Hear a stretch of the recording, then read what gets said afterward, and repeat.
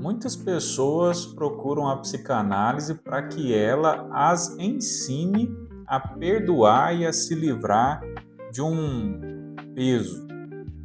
Mas será que a psicanálise fala sobre perdão nesse sentido? Oi, tudo bem? Sejam bem-vindos, bem-vindas. Fiquem à vontade. É muito bom ter vocês novamente aqui nesse canal que fala sobre a psicanálise no cotidiano, né? E além do cotidiano, no contemporâneo também. Meu nome é Gustavo Sabino, sou psicanalista e é um prazer poder falar com vocês aqui, dialogar com vocês sobre alguns temas pertinentes à nossa vida corriqueira. Luta e Melancolia, 1900. Ih, rapaz, esqueci de pegar o Luta e Melancolia, 1917. Tá aqui.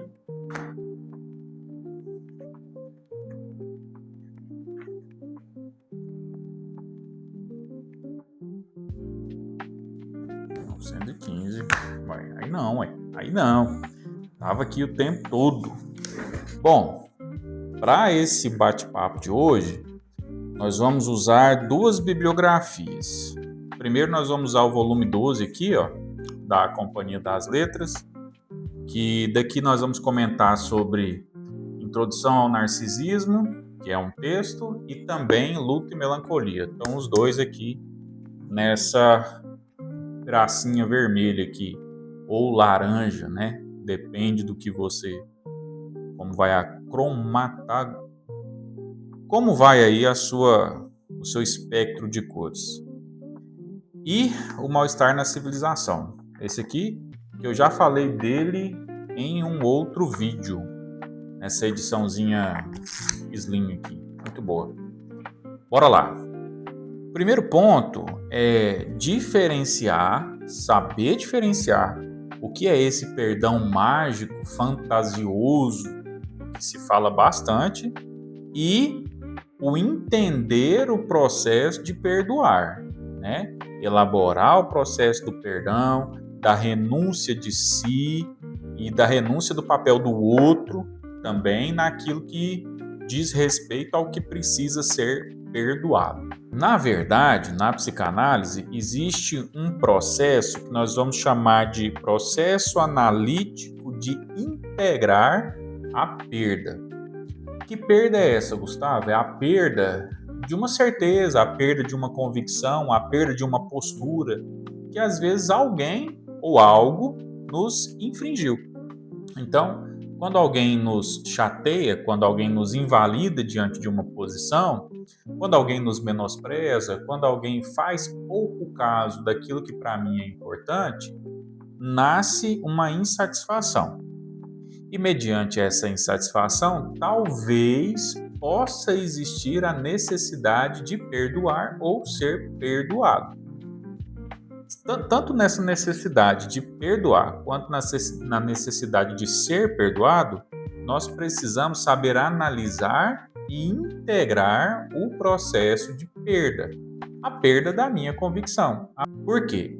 Se eu fui ofendido de algum modo ou em algum âmbito, é porque eu ocupava uma posição ou um pensamento meu ocupava uma posição e essa posição foi ferida. Então eu preciso entender essa perda da integridade da posição. E aí eu começo a entender o que seria de fato um perdão genuíno.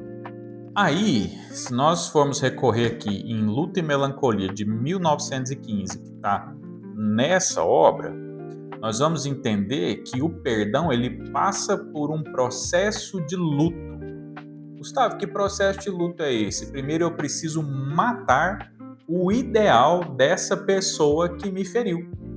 Porque eu o colocava, tanto faz, em uma posição em que ele não pudesse me ferir.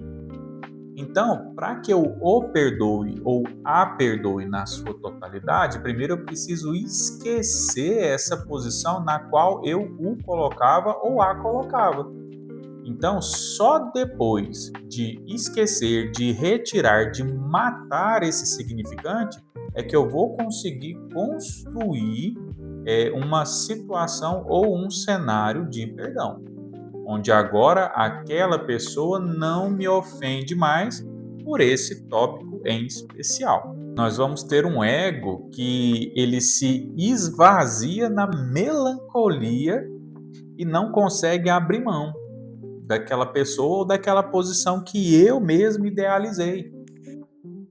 Como que eu vou perdoar alguém que permanece em uma posição de alguém que não poderia me ferir? Entende? Então agora eu preciso tirar essa pessoa desse lugar para que eu possa perdoá-la e encontrar então uma posição nova, para que eu não sofra novamente com isso que já me ofendeu uma vez. Aí depois, se eu for nessa mesma obra aqui, eu vou ter um texto chamado Introdução ao Narcisismo.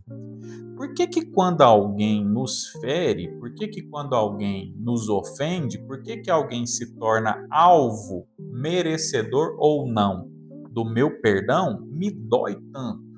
Por que quando alguém me ofende, dói tanto? Por que que talvez eu acho que deva ou não deva perdoar alguém? Isso se dá porque a ofensa fere a nossa autoimagem idealizada. Todos nós temos um ideal de nós. Como eu me enxergo, como eu me posiciono na sociedade, como eu me posiciono diante do meu ente querido, do meu esposo, da minha esposa, do meu namorado, da minha namorada, de um melhor amigo. Eu, mandatoriamente, vou ter uma imagem de mim aqui na minha cabeça sobre como eu sou e o que eu sou e o que eu represento para essa pessoa. Nisso, eu crio uma situação ou um cenário no qual essa pessoa não poderia ferir esse ideal de mim. E aí a gente fala sobre o narcisismo, porque eu tenho um ideal de mim que, na teoria, é intocável. E isso não é verdade. As pessoas, quanto mais eu libero a minha intimidade para as pessoas, maior é o potencial que elas têm de me ferir. E tá tudo bem. Eu preciso liberar essa intimidade, eu preciso liberar esse conhecimento ou esse acesso a mim à medida que eu achar que isso for confortável para mim. Então, se libero ou se abro ou se me exponho, dou liberdade ou crio um cenário favorável que talvez alguém vá lá e fira aquilo que é íntimo para mim. E aí nós temos o nascimento de uma ofensa, não é isso? Então, nesse ponto, nós temos que o perdão, ele exige uma dose de humildade narcísica. O que é isso? Essa dose de humildade narcísica é aceitar que o outro é falho e que eu também sou. Então, assim como o outro pode errar, eu também posso errar. E o que é que eu mais conheço? Eu mais conheço a mim. Então, uma vez que eu entendo, poxa, eu poderia errar nisso também, e me entendo como um ser humano, me entendo como um ser social que está passível de erro, eu passo a entender, poxa, o outro também pode errar. Então, se eu errasse e fosse uma pessoa que carecesse de perdão, por que o outro também não pode, né? E aí eu começo a ter uma relação empática com a dor do outro que solicita o meu perdão. E aí fica mais fácil de perdoar alguém. Aí depois a gente pula aqui para o Mal-Estar na Civilização, esse livrinho aqui fininho que a gente já comentou sobre ele em um vídeo anterior. E estando aqui nesse livrinho, nós vamos entender que às vezes o problema não é perdoar o outro, mas se perdoar, o auto-perdão. Esse talvez seja o problema. Por quê? Talvez nós tenhamos um superego muito rígido, que não tolera alguns tipos de erro. Então, negociar com esse superego às vezes é trabalhoso, porque nós vamos ter uma estrutura de padrões, de normas, e isso é da área da competência do superego, tá? E aí, se eu não souber negociar com ele, eu não vou conseguir viver em paz. Uma vez sabendo que o ego sou eu no presente. Então, o eu no presente precisa comunicar-se ali com esse super regulador de normas, princípios, valores, né? Daquilo que se torna super ofensivo ou daquilo que nem é tão ofensivo assim. Então, negociar com esse superego rígido vai fazer com que o processo de perdoar se torne mais aceitável, por assim dizer.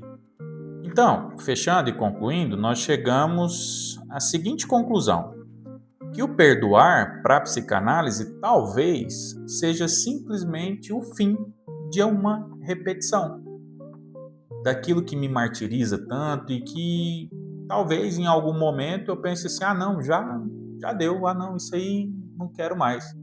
Preciso perdoar alguém e cessar esse ciclo repetitivo. Por isso que nós falamos que talvez o perdoar seja simplesmente o fim de uma repetição. É quando o trauma passa a parar de ser um destino e passa a ser simplesmente parte de uma história que já foi elaborada, ou então perdoada. E você? Você sente que a falta de perdão te trava? Faz com que sua vida não ande? Faz com que você esteja carregando umas pedras nessa mochila que nós chamamos de viver? Aí, comenta para mim nos comentários desse vídeo aqui e me diz aí se está precisando perdoar alguém ou se nem sabe o que é perdoar, tá bom? Meu nome é Gustavo Sabino, fico muito feliz que você tenha ficado até aqui nesse vídeo. Já te aconselho a se inscrever no canal e ativar os sininhos, compartilhar esse vídeo com quem você acha que precisa ouvir algo do tipo, tá? E lembrando, temos conteúdos semanais aqui no canal sobre psicanálise e o cotidiano da vida, tá bom? Um abraço, até o próximo vídeo. Muito obrigado por ficar até aqui. Até mais.